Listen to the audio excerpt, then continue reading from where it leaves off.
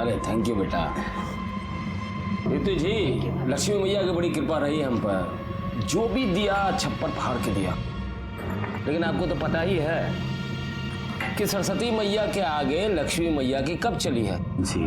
तो हमारी सबसे बड़ी पूंजी हमारा बेटा ही है। इंजीनियर बनाया इंजीनियर, और ये हमारी बिटिया कटिहार में रहकर हॉस्टल में पढ़ रही है। हमारी बिटिया पारुल भी 12वीं तक पढ़ाई की है, लेकिन घर का सारा काम वो हम कर लेती है, सिलाई कढ़ाई सब। देखिए सच्ची बात है, बुरा मत मानिएगा। नहीं नहीं, आपकी बिटिया है बहुत सुंदर। क्यों बेटा पवन? हाँ। अरे पापा, भैया को उन्हें देखने से फुर्सत तो मिले। अब तो आप शेरवानी सिलवाइए।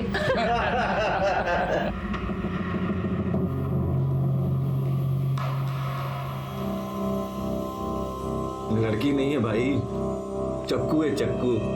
अरे न जाने कितनों का कत्ल किया होगा। अबे साले तुम्हारी होने वाली भाभी है। अब देखो शादी तय हो गई है तुम्हारी, अब शादी के बाद दोस्त को भूल तो नहीं जाओगे ना? कितना भी पेस्ट कंट्रोल करवा लो, खटमल खून चूसना थोड़ी ना छोड़ देगा है? अच्छा बेटा, खटमल है हम। तो कहा हो फिर? तो जाओ, तब हमारी बद्दुआ लगेगी तुम्हें।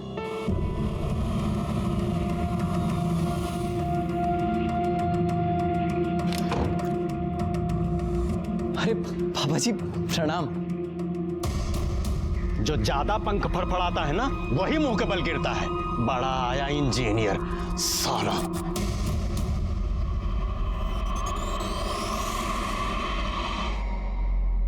पापा पापा पापा वो शेरवानी सिलवा ली है, जाओ रखो अंदर। लड़की वालों ने मना कर दिया है। मना कर दिया?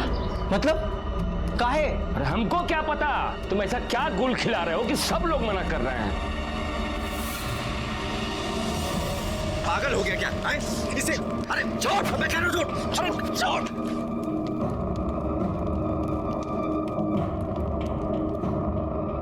क्या किया तूने? अरे शादी टूट गई तो लौंडिया किधर टेसुआ पाओगे? बात वो नहीं है, लेकिन साला कोई तो प्रॉब्लम हमारे में ही है ना, जो हर बार सब हमें रिजेक्ट करके चले जाते हैं। हम कह रहे हैं तुम अपनी कुंडली को दिखवाओ, कहीं ना कहीं उसमें अड़ैया मार के बैठा हुआ है। पापा ने हमारी शादी का रिस्पॉन्सिबिलिटी आपको दिया है ना, अगवा बने फिरते हैं आप हमारे। तो आप हमें ये बताइए कि आप हमारी शादी करवा रहे हैं या हमारी परेड निकलवा रहे हैं? हम पे काहे भड़क रहे हो महाराज? तो भड़के नहीं तो क्या करें? सिविल इंजीनियर हैं हम, और ऐसा कौन सा टाटा बिरला की लड़की से योग भिड़ा रहे हैं कि हमारी शादी नहीं हो पा रही है? प्रॉब्लम क्या है? जानना चाहते हो प्रॉब्लम का है? बताते हम। बैठो बैठो, हम तुमको बताते हैं प्रॉब्लम का है। बैठो।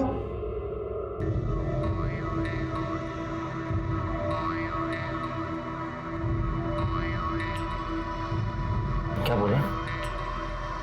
साला अपनी किस्मत ही खराब है, अपनी ही कुंडली में काला नाग कुंडली मार के बैठा है। कुंडली में कब हुआ? तुम चिंता मत करो, इस बार अगर कोई आई ना तो उसके हाथ पे मेहंदी से अपना नाम लिखवा कर ही रहेंगे। पवन। अरे खाली हंसी ठट्टा कर रही हो तुम लोग कि मेहंदी भी लगाई? अरे लगाई ना। अच्छा अच्छा, देखो सगुन के टाइम कैसे खाली गले बैठी रूपा। ए रूपा, ये लो जीजा जी बात करना चाहते हैं तुमसे। हमें बात नहीं करनी। अरे माँ समझाओ ना। हमारे सामने शर्मा रही है। नाटक कर रही हो, बतिया लो ना, शादी हो रही तुम्हारी। हेलो। बहुत एंग्री हो का? हम कितनी देर से तुमको फोन कर रहे हैं, तुम फोन ही नहीं उठा रही हो हमारा। हम बाद में बात करते हैं। अरे हेलो रूपा। हमसे शर्मा रही है।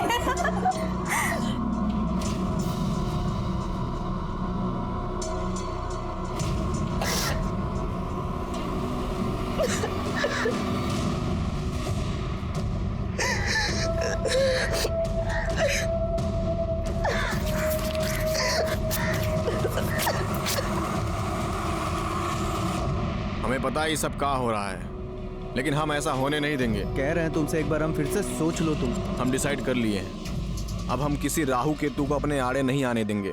हमें रूपा चाहिए तो चाहिए। अब तो ये लाइफ और डेथ का मैटर हो गया है। चलो बस आ गई, हम निकलते हैं। अपना ख्याल रखना। गरिया गरिया गरिया, हाँ गरिया, बैठो बैठो।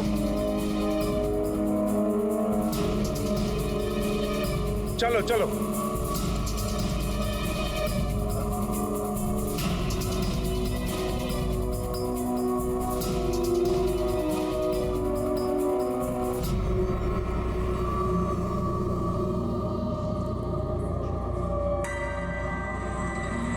और उसके बाद उसके फेस को गोदा भी गया सर।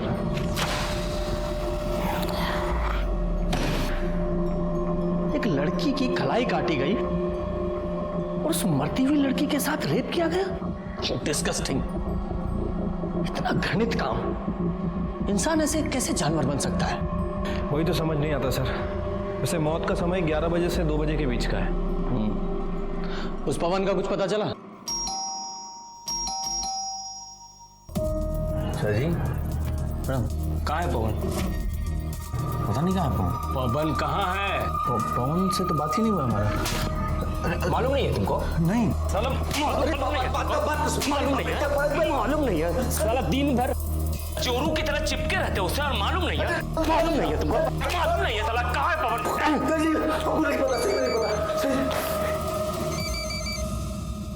हेलो,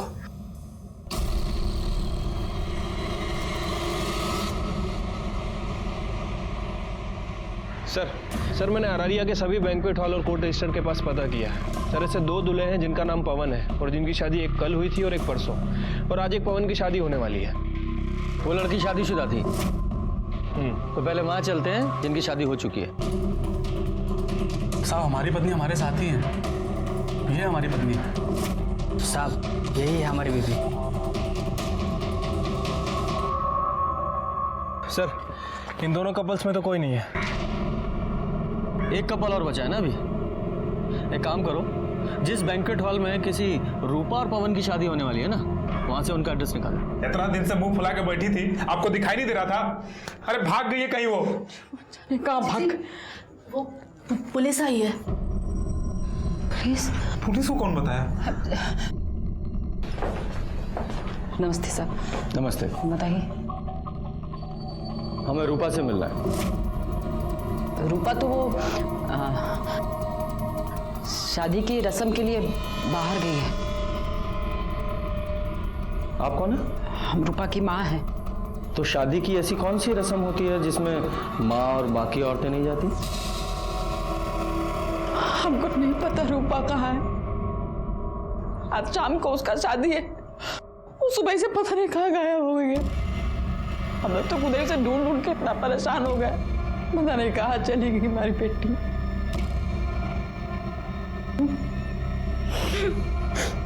देखिए, हमें एक लड़की की लाश मिली है और उसकी पहचान के लिए आपको हमारे साथ चलना पड़ेगा।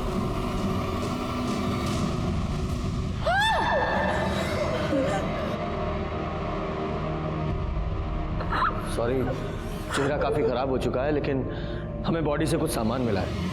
प्रसाद, ये देखिए।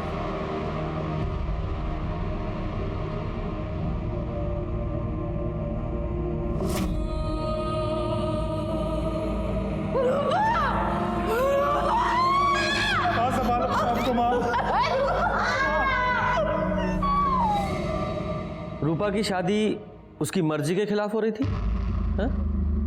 या उसका किसी के साथ कोई? नहीं सर, ऐसा कोनो बात नहीं था। साहब, कुछ तो था। हमने देखा था रात को एक लड़की आई थी। कौन है? कौन है?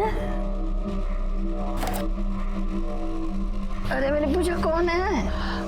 हम है रानी, वो रूपा की दोस्त। वो हमारी बस लेट हो गई थी तो थोड़ा देरी से आए हैं। कौन है ये रानी? हमको नहीं पता कौन है।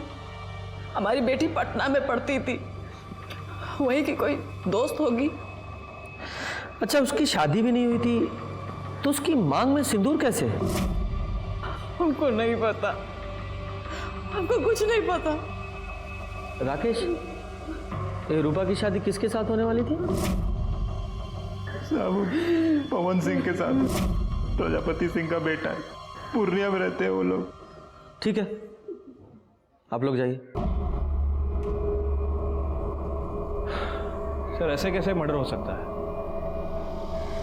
हो सकता है रूपा ने भागकर शादी की हो, शायद कॉलेज में उसका कोई अफेयर चल रहा हो और रानी ने भागने में उसकी मदद की हो। फिर रूपा के कॉल रिकॉर्ड्स निकालो और देखो कि इसका किसी के साथ अफेयर तो नहीं था, और पटना पुलिस को भी इन्फॉर्म करो कि इसको कॉलेज में इंक्वायरी करें। ठीक है सर। एक काम करते हैं, पूर्णिया चलते हैं और इस पवन सिंह और प्रजापति सिंह से मिलते हैं। हो सकता है पवन को इस रूपा के अफेयर के बारे में पता चल गया हो और इन लोगों ने ही पहले उसका रेप किया और फिर मार दिया। चलिए, जो होना था सो हो गया, बीती बात भूल जाइए। अब तो वही होगा जैसा ना आपको ठीक लगे। अरे हम भी कहाँ भाई साहब ये बात दिल से लगाए बैठे। अब लड़की भाग गई, सबका नाक कटा गई। अच्छा हुआ भाई साहब हम अपने लड़का का ब्याह वो घर में ना किए। पवन बाबू नहीं दिख रहे हैं? है, ये है, अभी बात हुई थी। कहा है ना भाई साहब, मामला जरा शांत हो जाए ना, बुलवा लेंगे उसको। बाकी भाई साहब वो जो हम बात किए थे उसका बंदोबस्त जरा देखिए। आप उसकी फिक्र ना करें, संयोग भिड़ना था सो भिड़ गया। अब हमको आज्ञा दीजिए, हम बहुत काम है, तैयारी करनी है।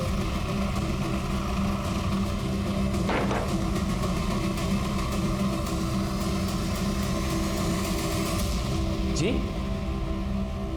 पवन सिंह आपका बेटा है? हाँ बुलाइए।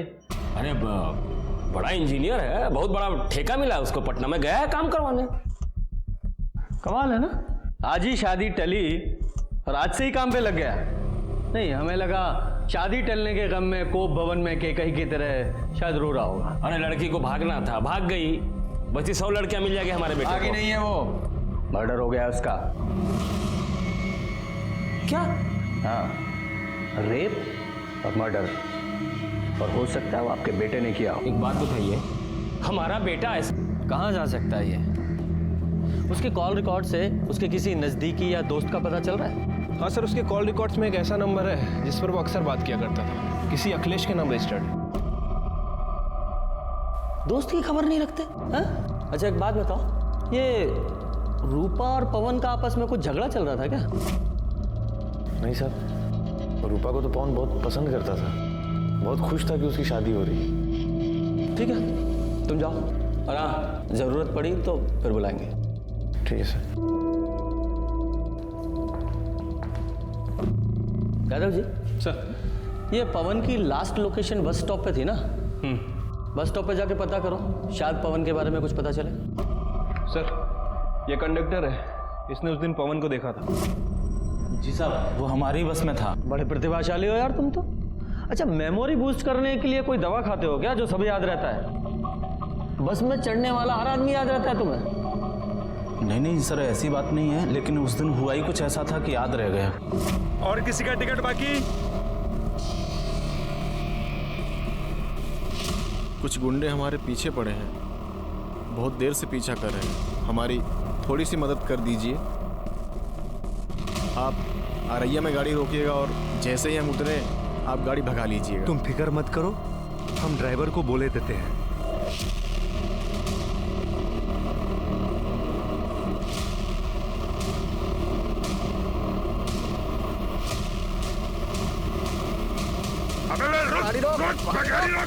गाड़ी तो अब अगले बस स्टॉप पे रुकेगी।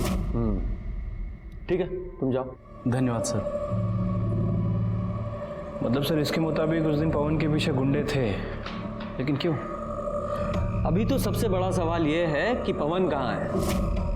यादव जी, पटना में जितने भी पवन के काम चल रहे हैं वहाँ सब जगह पता करो, और पूर्णिया पुलिस को इन्फॉर्म करो, जैसे ही पवन के बारे में कुछ पता चले हमें इन्फॉर्म करें।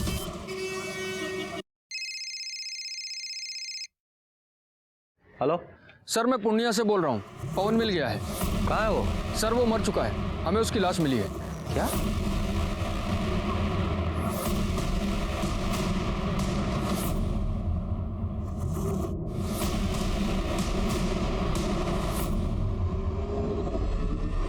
सर इसे चाकू जैसे किसी चीज से मारा गया है, सर पे भी गहरी चोट लगी है। और हाँ सर, इसके पॉकेट से हमें मोबाइल फोन मिला है। यादव जी, इसे जांच के लिए लैब में भेजिए। इसकी बॉडी को आप पोस्टमार्टम के लिए भेजिए। इसके घर वालों को इन्फॉर्म कीजिए, और जैसे ही इसकी पोस्टमार्टम रिपोर्ट आए हमें तुरंत भेजिएगा। सर। यादव जी, ये पवन अररिया गया था शायद रूपा से मिलने, पर रूपा की लाश मिली अररिया में और इस पवन की यहाँ पूर्णिया में। हमें शुरू से पवन पर शक था कि उसने ही रूपा का बलात्कार करके उसे मार दिया है, लेकिन जब पवन की लाश हमारे सामने आई तो और भी ना जाने कितने सवाल हमारे सामने आकर खड़े हो गए। जैसे क्या रूपा की शादी पवन से हुई थी, लेकिन उनकी शादी तो अगले दिन होने वाली थी, फिर वो ऐसे भागकर शादी क्यों करेंगे? और वो लड़की कौन थी जिसने रूपा को घर से भागने में मदद की थी? ये एक ऐसी पहेली थी जो उलझती ही जा रही थी। सर, ये पवन का पीएम रिपोर्ट। सर, रिपोर्ट के मुताबिक उसकी बॉडी पर 4 वार किए गए थे। 3 बार उसकी बॉडी पे थे और 1 बार उसके सर के पीछे। इसी की वजह से उसकी मौत हुई सर, और उसकी मौत सुबह 3 बजे से 5 बजे के बीच में हुई है, मतलब रूपा के मरने के 3 से 4 घंटे बाद। क्या ये हो सकता है कि इस पवन ने रूपा को मारा हो और रूपा के साथ जो लड़की थी उसने पवन को मारा हो? या फिर ये भी हो सकता है कि रूपा के साथ जो लड़की थी उसने रूपा और पवन दोनों को मारा हो? पर वो लड़की थी कौन?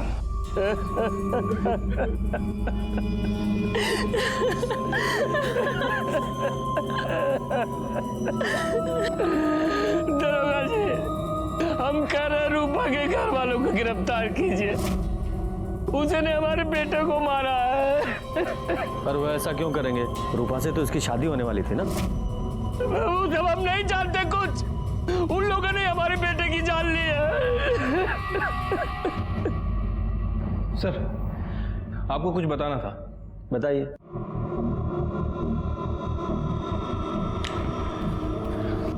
सर, पवन सिंह के पास जो मोबाइल फोन था और उसके अंदर जो सिम था वो पवन के नाम रजिस्टर्ड नहीं था, बल्कि अखिलेश के नाम रजिस्टर्ड।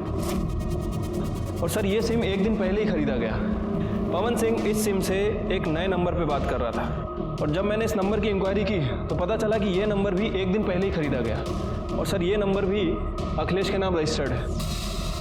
ये दोनों सिम को एक ही दुकान से खरीदा गया था, और वो भी अखिलेश ने ही खरीदे थे। जिस दिन मर्डर हुआ उस दिन पता चला है कि ये दोनों ही सिम एक साथ ट्रेवल कर रहे थे। इनमें से एक सिम की लोकेशन रूपा के घर के आसपास की है, और ये दूसरा सिम नेक्स्ट डे जाके कटियार में बंद हुआ। ये दो नए सिम का क्या चक्कर है? कुलजा सिम खेल रहे हो? हमें कुछ नहीं पता सर। हम बताते हैं। पवन को रूपा के अफेयर के बारे में पता चल गया, उसने तुम्हें भी बताया, तुम्हें भी गुस्सा आया, और तुमने और पवन ने दोनों ने मिलकर रूपा का रेप किया, उसे मार डाला, और बाद में तुम्हारा और पवन का झगड़ा हुआ तो तुमने पवन को भी मार दिया। नहीं सर, ऐसा कुछ नहीं हुआ था। हम सच कह रहे सर, हमें कुछ पता ही नहीं। यादव जी, सर मैं बता रहा हूँ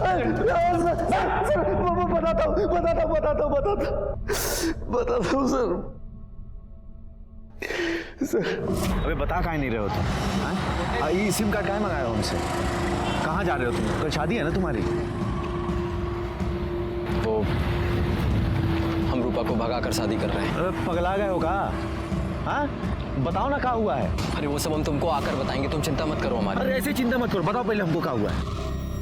वो हम पुष्पेंद्र से कहकर अपना ऑफिस बेच दिए हैं। देखो, ये बात पुष्पेंद्र को, हमें और अब सिर्फ तुम्हें पता है कि 35 लाख कैसे हमारे पास। हम रूपा को अपने से दूर नहीं होने देंगे, और अगर ये बात हमारे बाप को पता चल गई ना तो वो हमें जहन्नुम से भी ढूंढ निकालेगा। इसलिए हम अपना फ़ोन बंद कर देंगे और इस नंबर से तुमको फ़ोन करेंगे, समझे? ऐसा हुआ था, या फिर ऐसा हुआ तुम दोनों यहाँ अररिया आए, तुम लोगों ने रूपा का रेप किया और दोनों ने मिलकर रूपा को मार डाला, और क्योंकि तुम्हें पता था कि पवन के पास इतना सारा कैश है, उसके लालच में तुमने पवन को भी मार दिया और वो पैसा लेकर भाग गए। नहीं सर, नहीं ऐसा कुछ भी नहीं हुआ था सर। यादव जी, ये इतनी आसानी से नहीं बोलेगा, इसे अपने स्टाइल में पूछते रहो, और इसका और पवन का डीएनए रूपा के ऊपर मिले सीमेंट के डीएनए से मैच कराओ। सर, ये पवन और अखिलेश की डीएनए रिपोर्ट आ गई है। सर, उन दोनों ने ही रूपा के साथ रेप नहीं किया था। क्या?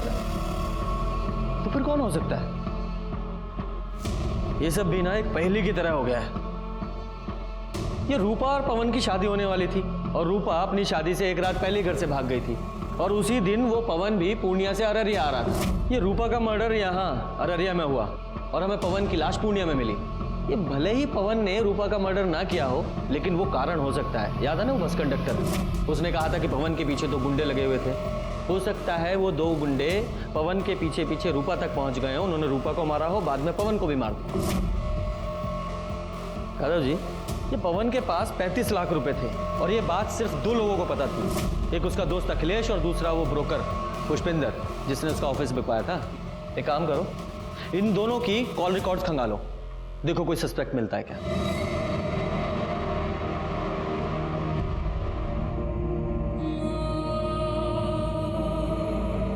राकेश, सब कहाँ हो गया? क्या सोचे थे?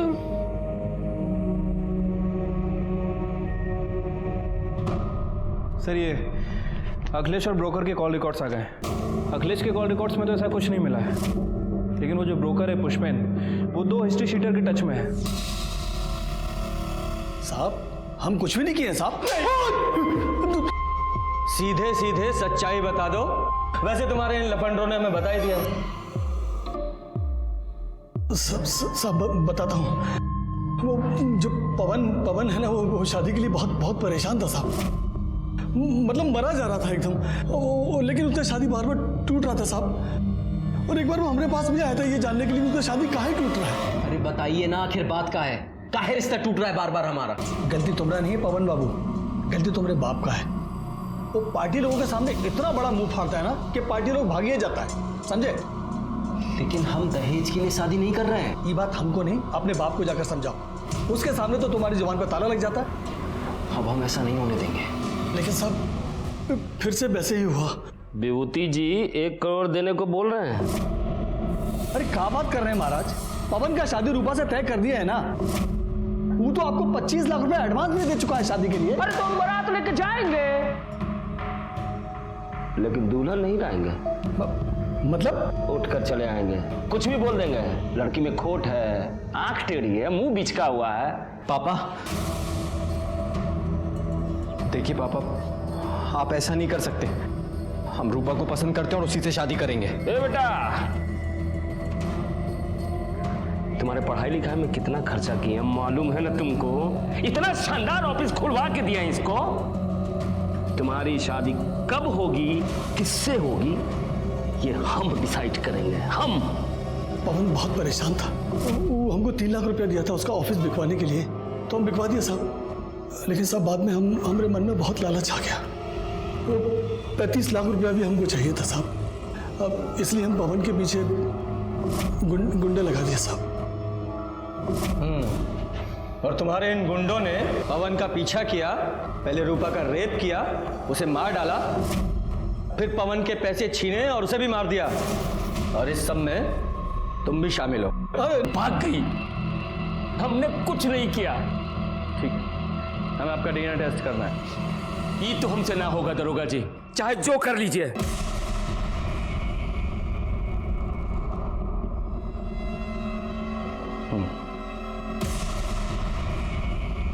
यादव सर, मुझे इसकी एक डिटेल्स चाहिए। ठीक है सर। आपकी बेटी की शादी पवन से होने वाली थी ना? जी। लेकिन पवन तो रूपा से शादी कर रहा था, फिर आप रिश्ता लेकर क्यों गए? जब तक सामान बिक न जाए वो किसी का नहीं होता साहब। हमने रूपा के घर वालों से अधिक बोली लगाई थी, वो इसलिए कि लड़का अच्छा था और इंजीनियर भी था। पर पारुल का रिश्ता पवन के साथ एक बार पहले भी टूट चुका था ना? पारुल पवन को पसंद करने लगी थी, इसलिए मान गए। और उन्होंने जो दहेज मांगा हम देने को तैयार हो गए। आप जैसे बेटी वाले जब तक दहेज देते रहेंगे, बेटे वाले लेते रहेंगे। इस सामाजिक कुरीति में आप भी उनका साथ दे रहे थे। बेटी की खुशी के लिए करना पड़ता है सर। अब अच्छा सा लड़का देख के उसकी शादी कर देंगे। हमें आपकी बेटी से मिलना है। वो अपनी नानी के यहाँ गई है, बहुत दुखी थी बेचारी। पवन को पसंद करती थी, बल्कि यूं कहें कि मन ही मन वो पवन को अपना पति मान चुकी थी, पर शायद भगवान को ही रिश्ता मंजूर नहीं था साहब। ठीक है, आप पारुल की नानी का एड्रेस दीजिए, हम वहीं जाकर उससे मिल लेंगे। कैसी बात कर रहे हैं सर? एक तो वैसे ही परेशान है, हम नहीं चाहते कि आप उसे परेशान करें। हम तो बस अब उसकी शादी कर देना चाहते हैं, भले ही हमें सब कुछ बेच बाच कर सिमरिया घाट में रहना पड़े। यादव जी, मुझे इस विभूति की भी पूरी डिटेल्स चाहिए। सर, प्रजापति के कॉल रिकॉर्ड चेक किए हैं, लेकिन कुछ सस्पिशियस नहीं मिला है। बस नॉर्मल लोगों से ही बात करता है। और ये रूपा की बॉडी पे जो सीमेन मिला था, उसका डीएनए ना तो पुष्पेन से मैच करता है और ना ही उसके आदमियों से।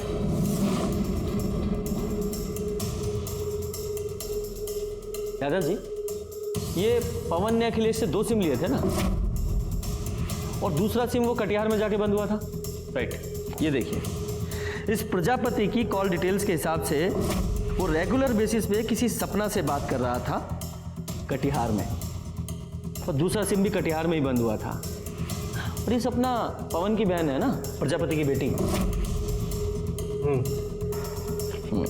एक काम कीजिए, इस सपना की लोकेशन को इस अखिलेश के दूसरे सिम से मिलाकर देखिए और सपना को बुलाइए। सर, हमें नहीं पता कि आप क्या कह रहे हैं। हम तो कटिहार में हॉस्टल में रहते हैं, पढ़ते हैं सर वहाँ। मैं समझाता हूँ सीधे शब्दों में।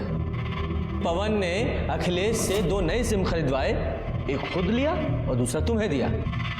ये देखो, तुम्हारी सारी फोन डिटेल्स और तुम्हारे मोबाइल लोकेशन के हिसाब से उस रात तुम यहाँ अररिया आई थी।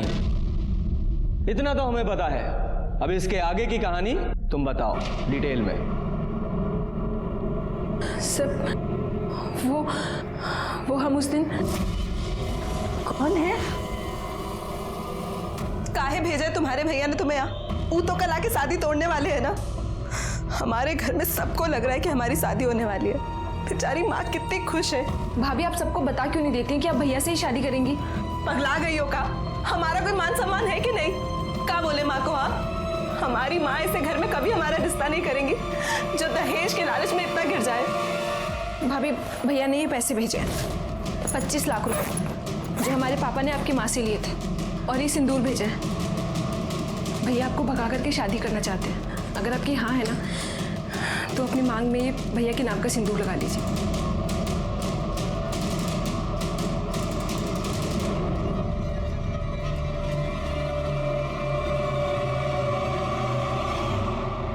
भैया, हम पवन को बहुत पसंद करते हैं, बहुत प्यार करते हैं हम उससे।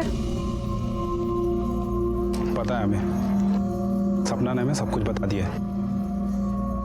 हम तुम्हारा साथ देने के लिए तैयार हैं। अरे भाई है तुम्हारे साथ कुछ बुरा थोड़ी होने देंगे। थैंक यू भैया।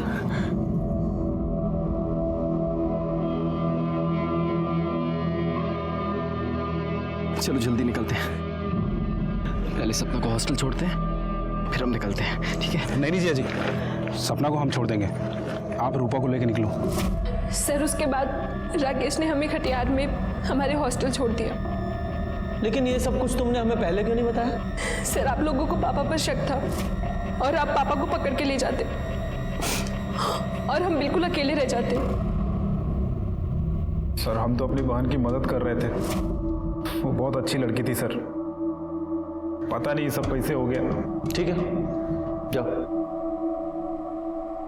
सर, विभूति के बारे में कुछ बात पता चली है। उसने अभी अपनी पूरी प्रॉपर्टी बेच दी है, प्लॉट, दुकान, सब कुछ।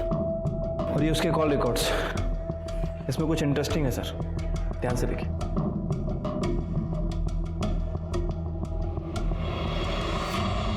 पानी पिएंगे आप?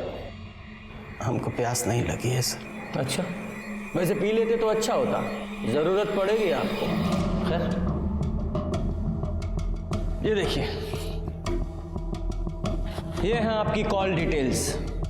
इनके हिसाब से जिस रात पवन यहाँ अररिया में आया था, उसी रात आप भी अररिया आए थे। उसके आसपास की ही लोकेशन है। और मजे की बात देखिए, जब पवन वापस पूर्णिया गया तो आप भी पूर्णिया में ही गए। और कमाल की बात तो ये है, पूर्णिया में भी उसी जगह, उसी लोकेशन पर जहां हमें पवन की लाश मिली। आगे की कहानी आप खुद बताएंगे, यहां मुगलवाएं। साहब, पारुल की शादी पवन के साथ पहले ही तय हो गई थी, लेकिन ऐन वक्त पे प्रजापति ने दहेज की मांग बढ़ा दी। तो हमने शादी तोड़ दी। बड़ा आया इंजीनियर, लेकिन हमारी बेटी पारुल पवन को पसंद करने लगी थी। एक बाप के नाते हमने तकलीफ नहीं देख पाए और अपने सारे प्लॉट्स बेचकर बस पवन और पारुल की शादी करने के लिए तैयार हो गए। पापा, अब इन सब का कोई फायदा नहीं है। अरे कल रूप और पवन की शादी है पापा। पवन का फोन आया था पापा, उसने हमें बताया कल वो भागकर अररिया जा रहा रूपा से शादी करने। पापा, हमारा सपना कभी पूरा नहीं होगा। नहीं मेरा बच्चा, सपना पूरा होगा। हमें ना चिंता मत करो।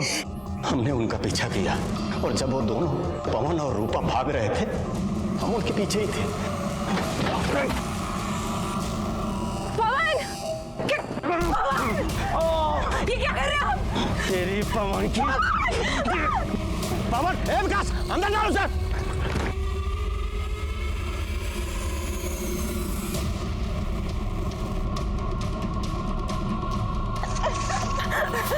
छोड़ दो, छोड़ दे। हमें अपनी बेटी का सपना पूरा करना था साहब।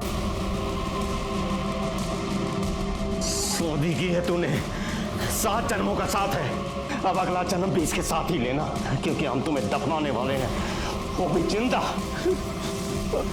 पारुल,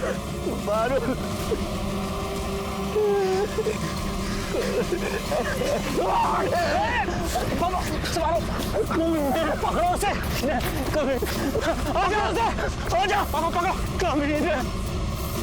हम तो मारना चाहते थे उन्हें, लेकिन मार नहीं पाए।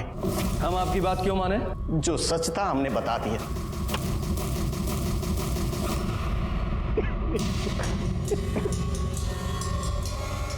प्रसाद सर, बॉडी को पोस्टमार्टम के लिए भेजो। Okay sir. अगर थोड़ी समय के लिए मान लेते हैं कि विभूति सच बोल रहा है, आखिर हुआ क्या होगा? उस रात पवन के साथ तुम्हारा झगड़ा हुआ था?